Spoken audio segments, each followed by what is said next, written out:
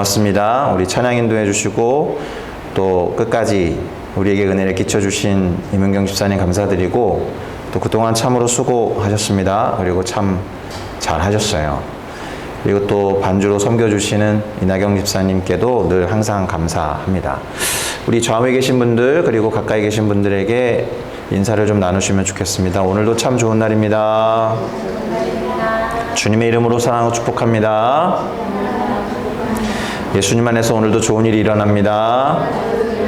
오늘은 특별히 당신 때문에 늘 감사합니다. 그렇게 인사하겠습니다. 아멘.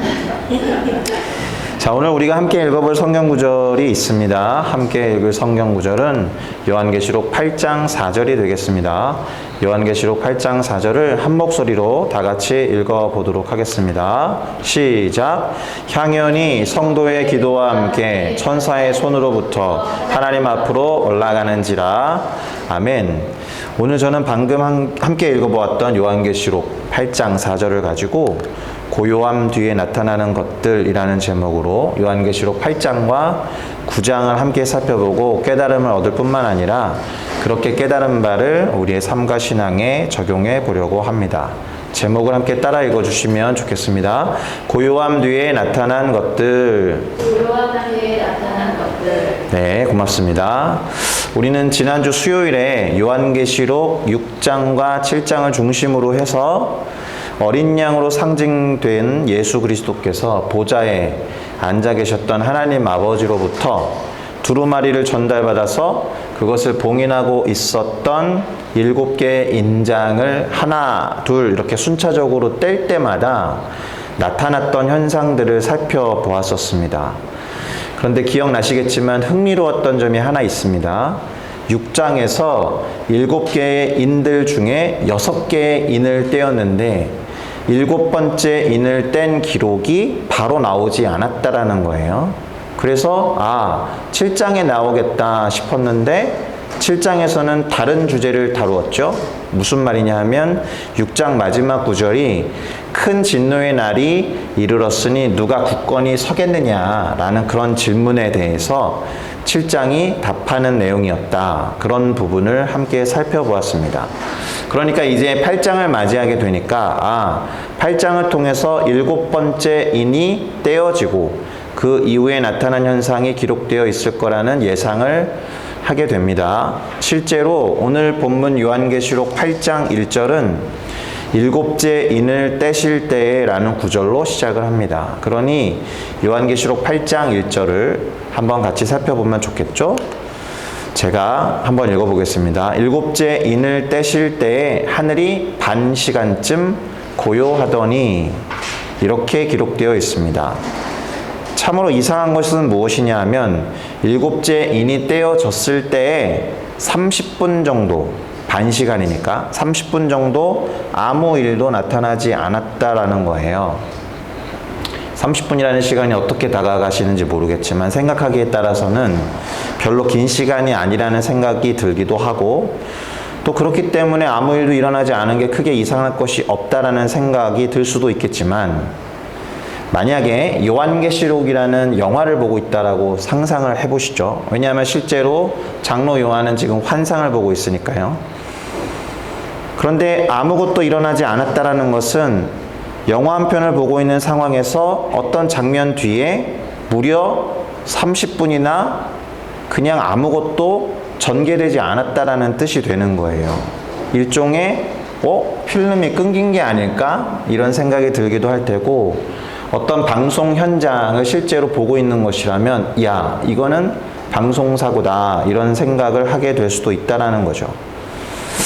그런데 이렇게 생각할 수도 있겠지만 저는 이 구절을 조금 다르게 볼 필요가 있다라고 생각합니다. 아무 일도 나타나지 않았다라기보다는 7번째 인을 떼셨을 때 나타난 현상이 오히려 고요함이다라고 볼 수 있겠다는 거예요. 자, 이렇게 생각을 하면 어떤 효과를 가져올 수 있느냐? 그 고요함의 의미가 무엇일까? 그 고요함은 도대체 왜 주어진 것일까 하는 그 이유에 관심을 기울이게 돼요. 단지 아무것도 없었다거나 아무 일도 일어나지 않은 것이 아니라 일곱째 인을 떼었더니 오히려 고요함이라는 현상이 나타났다. 그러면 그 이유는 무엇일까? 그리고 그 고요함의 의미는 무엇일까? 이런 생각을 하게 될 것 같아요. 자, 그런 생각으로 그 다음에 이어지는 구절들을 읽어보면 이 고요함의 의미라든지 또는 침묵이 갖고 있는 가치에 대해서 아주 살짝 이해하게 될 뿐만 아니라 더 풍성한 다른 어떤 것을 발견하게 될 거라고 기대를 합니다. 그러니까 이제 2절부터 5절까지를 한번 읽어보는 일이 필요하겠죠? 요한계시록 8장 2절부터 5절을 제가 읽어보도록 하겠습니다. 내가 봄에 하나님 앞에 7 천사가 서 있어 7 나팔을 받았더라. 또 다른 천사가 와서 제단 곁에 서서 금 향로를 가지고 많은 향을 받았으니 이는 모든 성도의 기도와 합하여 보좌 앞 금 제단에 드리고자 함이라. 향연이 성도의 기도와 함께 천사의 손으로부터 하나님 앞으로 올라가는지라. 천사가 향로를 가지고 제단에 불을 담아다가 땅에 쏟음에 우레와 음성과 번개와 지진이 나더라. 아멘. 자, 무슨 내용이 기록되어 있습니까? 말씀드린 바와 같이 일곱째 인을 떼자마자 고요함, 곧 침묵의 시간이 반 시간 정도 지속됩니다. 그리고는 7 천사가 나오는데 7 천사에게 각각 한 개씩의 나팔이 주어지는 것을 보게 돼요. 그러니까 30분의 침묵과 고요함 뒤에 7개의 나팔이 7 천사에게 주어졌다라는 거예요. 그리고 이 말은 이제 이 7 나팔을 불 때마다 나타나는 어떤 현상들이 있다. 자, 그렇게 본다면 7째 인을 뗀 뒤에 그 고요함이라는 것은 7개의 나팔을 불 때마다 나타나는 현상이라는 이 단락을 열어 제끼는 서막 또는 어떤 인트로의 역할을 한다라고 볼 수도 있겠습니다. 자, 그런데 7 천사 이외에 또 다른 천사가 제단 곁에 서 있었는데 금향로를 가지고 많은 향을 이렇게 받는 것을 봅니다. 연기로 그 금향로를 채웠다라는 거예요. 자, 이렇게 한 이유는 여기에서 이 연기와 향은 성도들의 기도를 뜻하는데 그것을 향로 안으로 모아서 하나님께 드리기 위한 것이다 라고 기록되어 있었습니다. 자, 그렇게 향연, 곧 향기 나는 연기로 상징되는 성도들의 기도가 하나님 앞으로 올라가게 되는 거예요. 그러고 나서 무슨 일이 벌어졌냐? 향연을 올려 보냈으니까 이 향로가 비었잖아요. 그 향로를 다시 제단에 불로 채워서 땅에 쏟아내는 것을 요한이 보게 됐다, 이런 것입니다. 연기를 올린 다음, 연기가 나간 다음에 그 빈 향로에다가 다시 불을 넣어서 땅에다 쏟았다. 다시 말해서 향로에 성도의 기도를 상징하는 연기를 채워서 하나님께 드린 뒤에는 다시 그 향로에 불을 담아서 땅에 쏟았다라는 거예요. 그랬더니 나타난 현상이 뭐라고요? 우레와 음성과 번개와 지진이었다라는 거죠. 자, 7번째 인을 떼었을 때 있었던 30분의 침묵과 고요함과는 완전히 반대로 천사가 향로에 불을 담아서 땅에 쏟았을 때에는 우레와 음성과 번개와 지진이 있었다라는 것.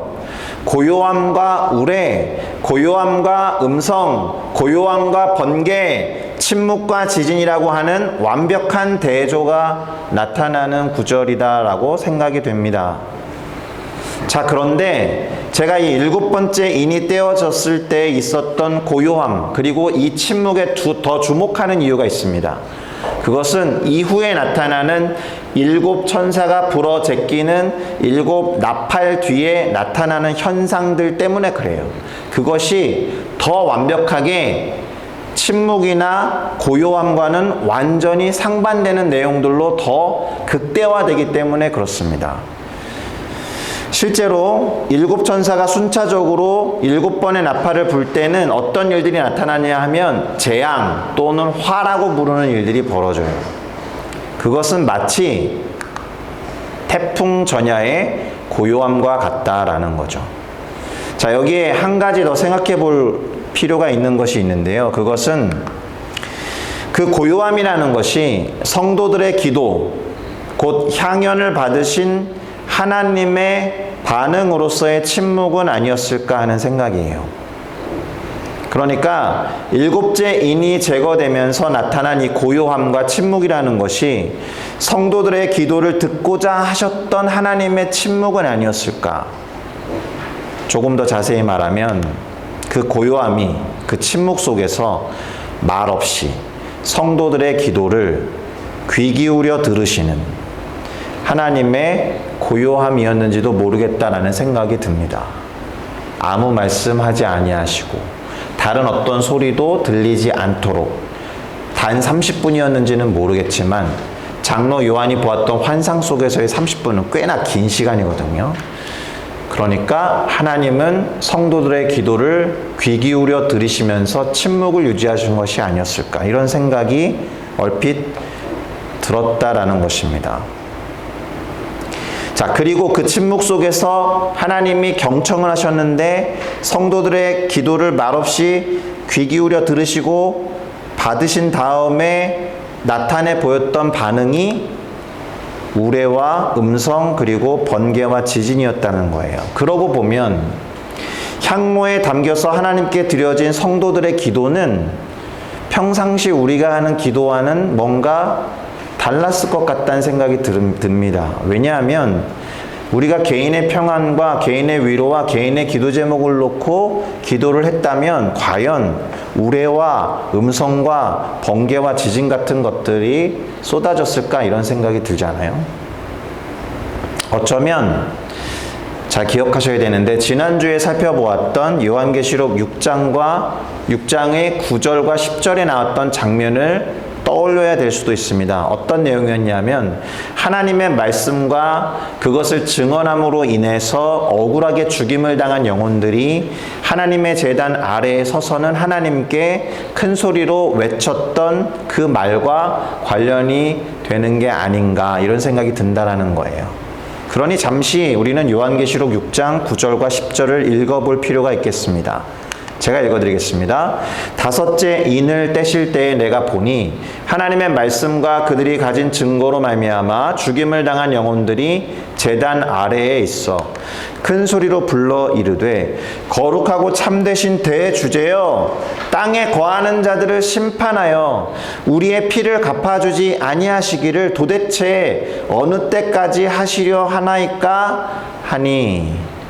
자, 이 내용과 지금 8장에 나왔던 성도들의 기도인 향연을 하나님께 드렸을 때 침묵과 고요함 속에서 그것을 귀 기울여 들으신 하나님이 천사로 하여금 제단의 불을 향로에 담아서 땅에 쏟게 하신 것과 관련지어 본다면 그 우레와 음성과 번개와 지진은 지금 말했던 이 사람들의 말과 같이 땅에 거하는 자들에 대한 심판의 서막이 아니었을까, 이런 생각을 한다는 거죠. 그러니까 이들의 기도에 대한 하나님의 응답이 아니었을까. 실제로 다시 말씀드리지만 이후에 이어지는 7 나팔을 불었을 때 나타나는 현상들은 재앙 또는 화라고 보아야 하기 때문에 그렇습니다. 그 현상들에 대해서 간략하게 요약을 해드릴 테니 이것이 재앙이나 화가 아니라면 도대체 뭐라고 부를 수 있는지 한번 생각해 보시기를 바랍니다. 자, 피가 섞인 우박과 불이 나와서 땅에 쏟아져요. 그래서 땅의 3분의 1이 타버려요. 그 다음에 수목의 3분의 1도 타버려요. 각종 푸른 풀도 타버려요. 이것이 재앙이 아니고 무엇이겠습니까? 자, 불 붙는 큰 산과 같은 것이 바다에 던져져요. 그래서 바다의 3분의 1이 피가 되고 바다의 생명체들의 3분의 1이 죽어요. 그리고 떠있는 배들의 3분의 1도 온통 다 깨져버려요. 이것이 재앙이 아니고 무엇이겠습니까?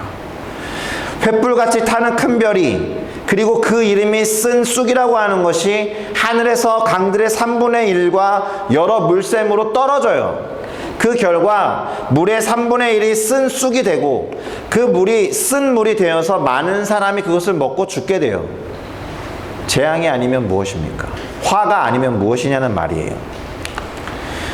이어서 해의 3분의 1, 달의 3분의 1, 그리고 별들의 3분의 1이 타격을 받는다고 해요.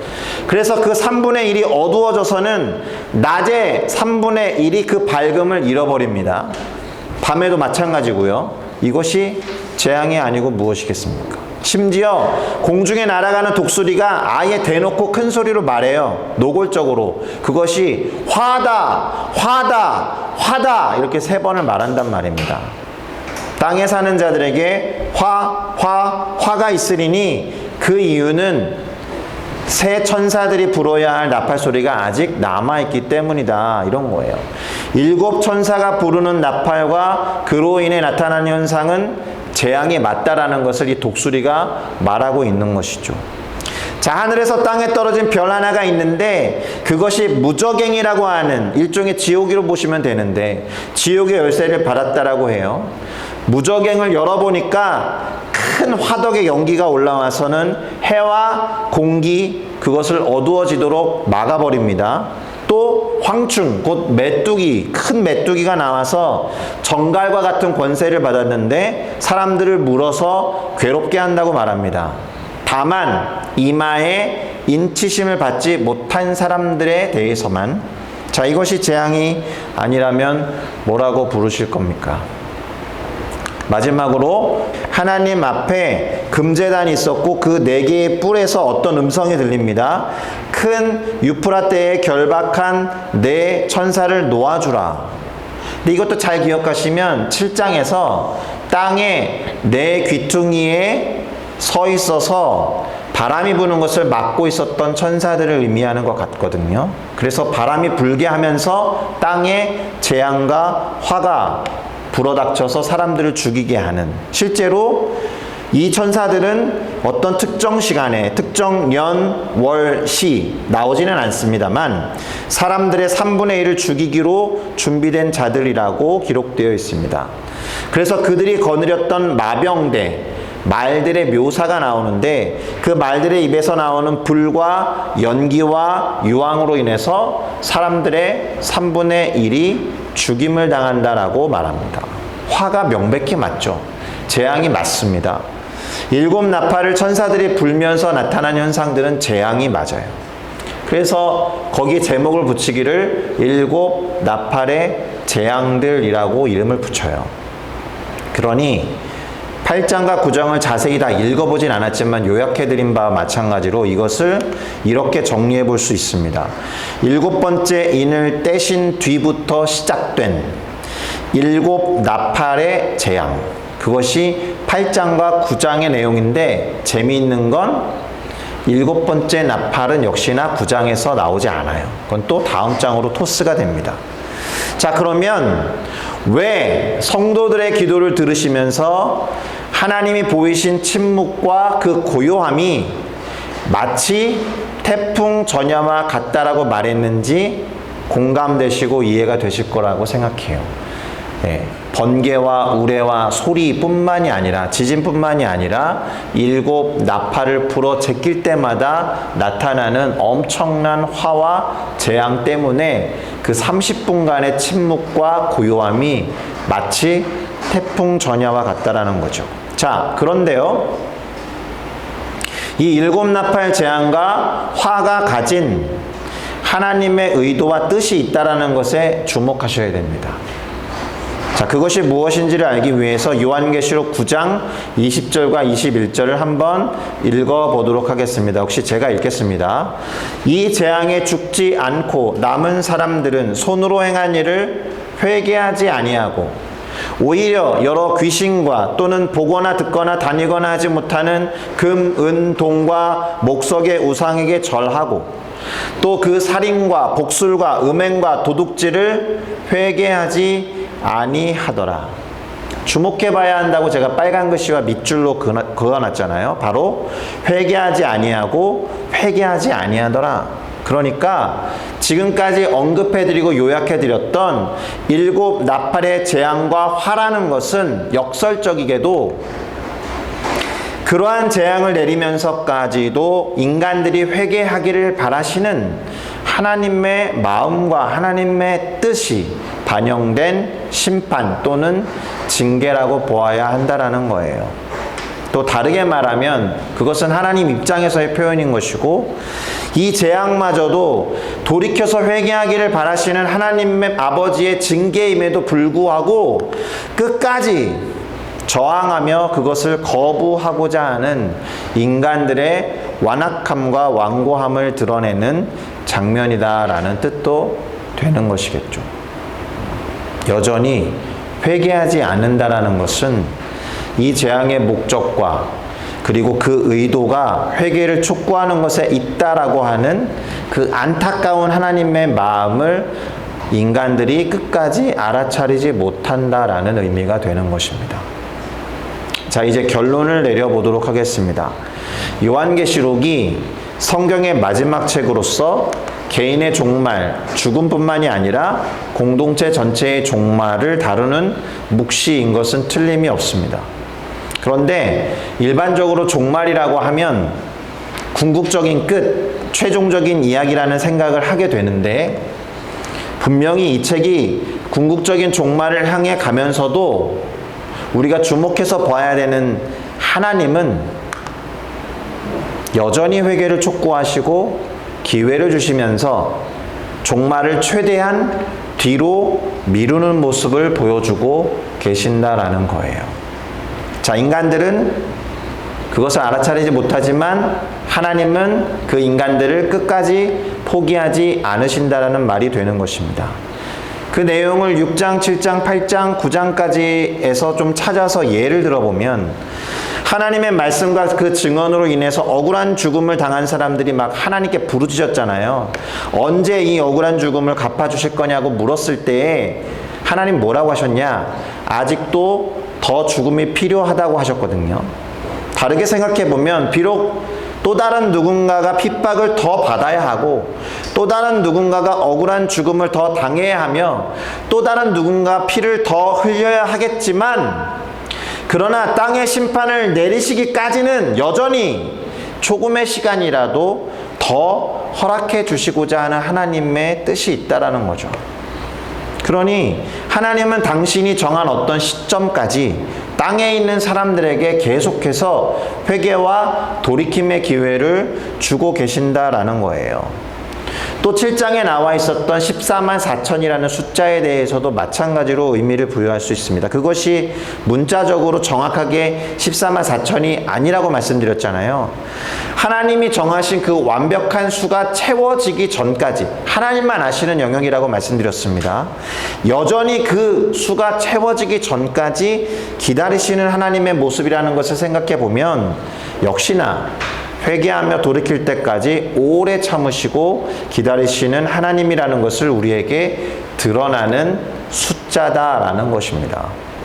또한 오늘 본문에서도 보았듯이 성도들의 기도를 향로에 담아서 향연으로 받으시고, 침묵과 고요함 속에서 귀 기울여 들으셨던 그 하나님의 반시간, 하나님의 시간 개념에서의 그 30분 동안 아무런 현상도 일어나지 않았다라는 것도 마치 태풍 전야와 같은 시간처럼 보이지만, 결국에는 재앙을 내리시기 전까지 무거운 마음을 간직하신 채 하나님은 어쩌면 고뇌하고 고민하시면서 조금이라도 주저하고 망설인 것은 아니었을까, 이렇게 생각해 보면 역시나 인간들에 대한 은혜와 자비의 모습이다라고 볼 수가 있겠습니다.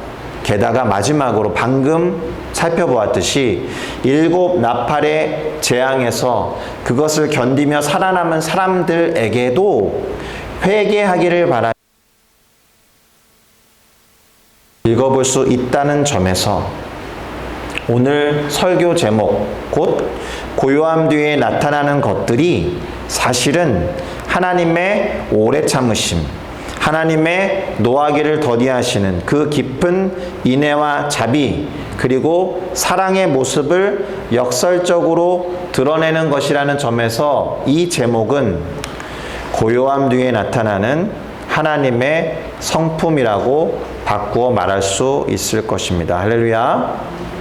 실제로 디모데전서 2장 4절은 이러한 하나님에 대해서 다음과 같이 기록합니다. 하나님은 모든 사람이 구원을 받으며 진리를 아는 데에 이르시기를 원하시느니라. 아멘. 이런 하나님이시니까 끝까지 참으시고 끝까지 기다려 주시는 것이 아니겠습니까?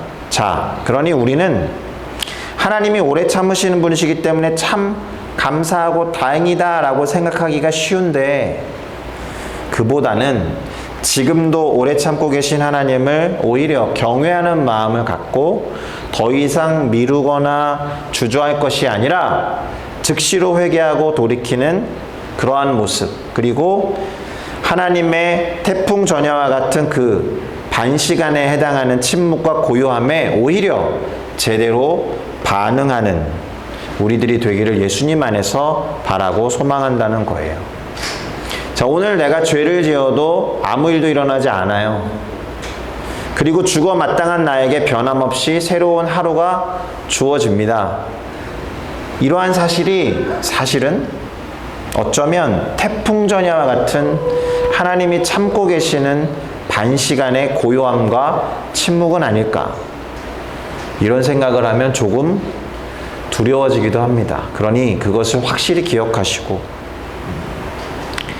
속히 하나님께로 돌이키고 여호와 하나님께로 돌아가는 우리들 모두가 됐으면 좋겠습니다. 마지막으로 나움 선지자의 말씀을 읽어드리고 설교를 마치도록 하겠습니다. 여호와는 노하기를 더디하시며 권능이 크시며 벌 받을 자를 결코 내버려 두지 아니하시느니라. 여호와의 길은 회오리 바람과 광풍에 있고 구름은 그의 발에 티끌이로다. 아멘. 회오리 바람, 광풍, 구름과 같은 엄청난 일을 행하시고 때로는 징계하실 수 있는 하나님이시지만 노하기를 더디하시고 권능이 크시며 결코 벌 받을 자들을 내버려 두지 아니하신다라는 것을 기억하시면 좋겠습니다. 아멘. 기도하시겠습니다.